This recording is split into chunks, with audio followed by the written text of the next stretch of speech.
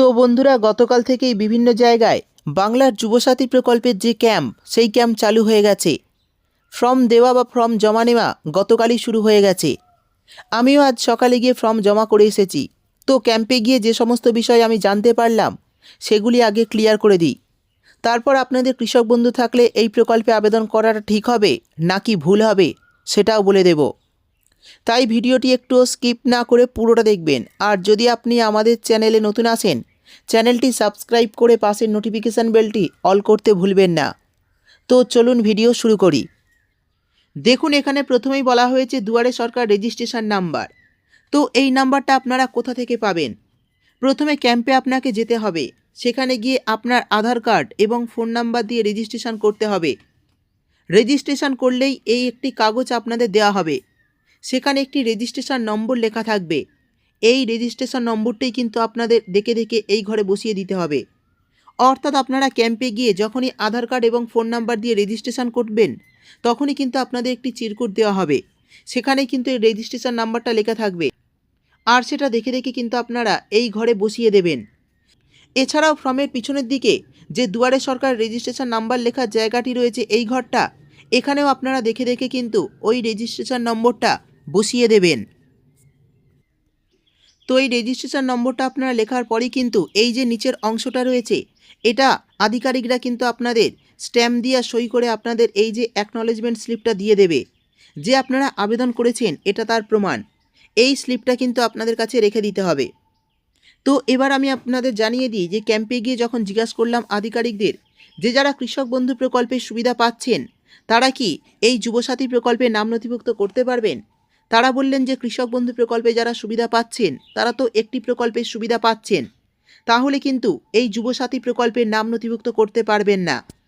অর্থাৎ যারা কৃষক বন্ধু প্রকল্পের সুবিধা পাচ্ছেন, তারা যুবসাথী প্রকল্পে নাম নথিভুক্ত করতে পারবেন না, এমনটাই তারা জানালেন। কিন্তু আমি তাদের জিজ্ঞাসা করলাম, অনেক কৃষক তো বছরে 4,000 টাকা করে পায়, এটা তাদের কাছে খুবই কম। তো যদি কোনো কৃষক এই যুবসাথী প্রকল্পে নাম নথিভুক্ত করেন, সেটা তো আপনারা এখানে বুঝতে পারবেন না, যে এখানে আপনারা কোনো প্রমাণও দেখছেন না যে যুবসাথী প্রকল্পে নাম নথিভুক্ত করছে যারা, তাদের মধ্যে কেউ কৃষক আছে কি না। তো তারা যদি নাম নথিভুক্ত করে ফেলে, তাহলে কি তারা টাকা পাবে? তো এই বিষয়ে সেই সমস্ত আধিকারিকরা বললেন যে যদি নাম নথিভুক্ত করে ফেলে, তো নাম নথিভুক্ত করার পর এই ফর্মগুলো যখন অনলাইনে এন্ট্রি হবে, তখন কিন্তু আপনার যে আধার কার্ড রয়েছে, সেই আধার কার্ড মারলেই, অর্থাৎ আপনার যে আধার কার্ডের নম্বরটা রয়েছে, আধার কার্ড মারলেই আপনি যে অন্য কোনো প্রকল্পের সুবিধা পান কি না সেটা কিন্তু পরিষ্কার দেখা যাবে। যদি কোনো মহিলা ধরুন লক্ষ্মীর ভাণ্ডার প্রকল্পের সুবিধা পাচ্ছেন, তারপরেও কিন্তু সে যুবসাথী প্রকল্পে নাম নথিভুক্ত করেছেন, তার ফর্ম কিন্তু রিজেক্ট করে দেওয়া হবে। ধরুন কোনো কৃষক বন্ধু প্রকল্পের সুবিধা পাচ্ছেন, সে তারপরেও কিন্তু এই যুবসাথী প্রকল্পে নাম নথিভুক্ত করেছেন, তার ফর্মও কিন্তু রিজেক্ট করে দেওয়া হবে। এরপর সেখানের আধিকারিকদের আমি জিজ্ঞাসা করলাম যে এখানে তো ফর্মে লেখা আছে, যদি কোনো তথ্য বা নথি মিথ্যা প্রমাণিত হয়, তবে আমার বিরুদ্ধে আইনানুগ ব্যবস্থা নেওয়া হবে এবং সুবিধাটি প্রত্যাহার করা হবে। তো এক্ষেত্রে কি কোনো আইনানুগ ব্যবস্থা হতে পারে? তো তারা বললেন, এই বিষয়ে আমরা বলতে পারবো না, এটা সরকারই জানে। তবে হ্যাঁ, আপনি যদি অন্য কোনো প্রকল্পের সুবিধা পেয়ে থাকেন, তারপরেও যুবসাথী প্রকল্পে নাম নথিভুক্ত করে থাকেন, তাহলে আপনার নামটি কিন্তু বাদ দিয়ে দেওয়া হবে, আপনার ফর্মটা রিজেক্ট করে দেওয়া হবে। তো যদি আপনারা অন্য কোনো প্রকল্পের সুবিধা পেয়ে থাকেন, তারপরেও যদি এই যুবসাথী প্রকল্পে নাম নথিভুক্ত করেন, তাহলে আপনার ফর্মটা কিন্তু রিজেক্ট করে দেওয়া হবে। কি খুব বেশি হলে হয়তো আপনাকে ব্লক অফিসে ডাকা হতে পারে যে আপনি কেন এই দুই প্রকল্পে নাম নথিভুক্ত করেছেন। তো যুবসাথী প্রকল্পে এই যে অফিসিয়াল নোটিশ প্রকাশিত হয়েছে, এখানে কি বলা হয়েছে, অর্থাৎ যারা অন্য কোনো প্রকল্পের সুবিধা পান, তারা কি এই যুবসাথী প্রকল্পে নাম নথিভুক্ত করতে পারবেন?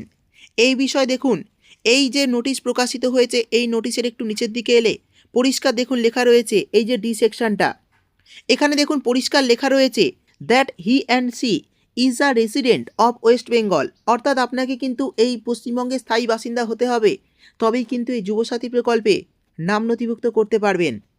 এরপর বি পয়েন্টটা দেখুন ভালো করে, এখানে বলা হয়েছে that he and she does not receive any monthly assistance, অর্থাৎ মান্থলি যে কোনো ভাতা, from any regular job of state government except educational benefit or scholarship if any.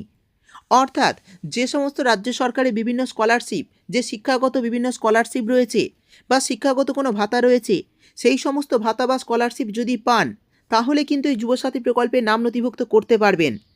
কিন্তু এখানে দেখুন বলা হয়েছে মান্থলি অ্যাসিস্ট্যান্স অর্থাৎ মান্থলি ভাতা। ধরুন লক্ষ্মীর ভাণ্ডার প্রকল্প, তারপরে দেখুন বলা হয় তারপরে হতে পারে যে যুবশ্রী প্রকল্প, বিধবা ভাতা, বার্ধক্য ভাতা, প্রতিবন্ধী ভাতা, এই সমস্ত প্রকল্পে যারা নাম নথিভুক্ত করে টাকা পাচ্ছেন তারা কিন্তু এই যুবসাথী প্রকল্পে নাম নথিভুক্ত করতে পারবেন না। কারণ এখানে বলা হয়েছে মান্থলি অ্যাসিস্ট্যান্স অর্থাৎ মান্থলি যদি কোনো সরকারি প্রকল্পের ভাতা পান তাহলে কিন্তু আপনি যুবসাথী প্রকল্পের সুবিধা পাবেন না। এরপর দেখুন আরও একটি নোটিশে বলা হয়েছে বাংলার যুবসাথী স্কিম। তো চলুন দেখে নিই এখানে কি বলা হয়েছে। দেখুন নিচের দিকে এলে একটি সেকশন আপনারা দেখতে পাবেন। তো এই সেকশনে দেখুন বলা হয়েছে এলিজিবিলিটি ক্রাইটেরিয়া। তো এলিজিবিলিটি ক্রাইটেরিয়া কী রয়েছে চলুন দেখে নিই। দেখুন বয়স হতে হবে বলেছে 21 থেকে 40 বছরের মধ্যে এবং 1/4/2026 থেকে অর্থাৎ 1/4/2026 মধ্যে কিন্তু আপনার বয়স মিনিমাম 21 বছর হতে হবে বা সর্বোচ্চ 40 বছর হতে হবে। তারপর বলা হয়েছে must B a permanent resident of West Bengal অর্থাৎ পশ্চিমবঙ্গের আপনাকে কিন্তু স্থায়ী বাসিন্দা হতে হবে। এরপর বলা হয়েছে মাস্ট হ্যাভ পাস্ট মাধ্যমিক অর ইকুইভ্যালেন্ট এক্সামিনেশান অর্থাৎ মাধ্যমিক পাস করতেই হবে বা মাধ্যমিকের সমতুল্য কোনো পরীক্ষায় পাস করতে হবে তবেই কিন্তু আপনারা এই প্রকল্পের সুবিধা পাবেন। পরেরটা দেখুন বলা হয়েছে মাস্ট বি আনএমপ্লয়েড অর্থাৎ আপনাকে কিন্তু বেকার হতে হবে।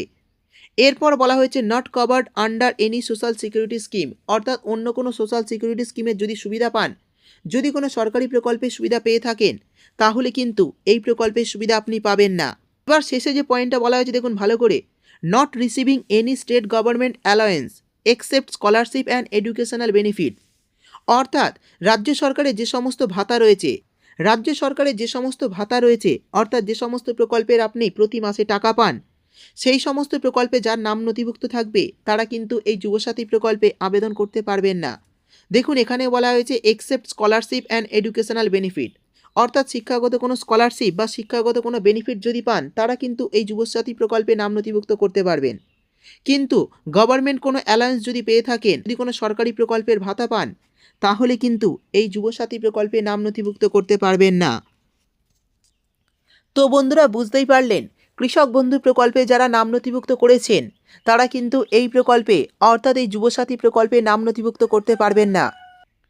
অর্থাৎ যদি কোনো আপনি অন্য প্রকল্পের সুবিধা পান, সে কৃষক বন্ধু হোক বা অন্য কোনো সরকারি প্রকল্পের সুবিধা পান, যে সমস্ত প্রকল্পে আপনি মান্থলি টাকা পাচ্ছেন অর্থাৎ প্রত্যেক মাসে ভাতা পাচ্ছেন সেই সমস্ত প্রকল্প থেকে কিন্তু আবেদন করলে আপনার ফর্মটা কিন্তু রিজেক্ট করে দেওয়া হবে। অর্থাৎ ধরুন কেউ কৃষক বন্ধু প্রকল্পে সুবিধা পাচ্ছেন তারপরেও এই যুবসাথী প্রকল্পে নাম নথিভুক্ত করেছেন, তার ফর্মটা যখনই অনলাইনে চেক হবে এবং আধার কার্ড যখনই মারা হবে তখনই দেখা যাবে যে সে অন্য কোনো প্রকল্পের সুবিধা পাচ্ছেন কিনা। যদি কোনো মহিলা আবেদন করেন, ধরুন লক্ষ্মীর ভাণ্ডারে আবেদন করেও এই যুবসাথী প্রকল্পে নাম নথিভুক্ত করেছেন, তার বোঝা গেলে যে অন্য কোনো প্রকল্পের সুবিধা পাচ্ছেন তার ফর্মটা কিন্তু রিজেক্ট করে দেওয়া হবে। তো বন্ধুরা এই বিষয়ে যদি আপনাদের কিছু জানার থাকে তাহলে অবশ্যই কমেন্ট করে জানাবেন। ভিডিও ভালো লাগলে ভিডিওটি একটি লাইক দিয়ে চ্যানেলটি সাবস্ক্রাইব করতে ভুলবেন না। দেখা হবে পরের একটি ভিডিওতে।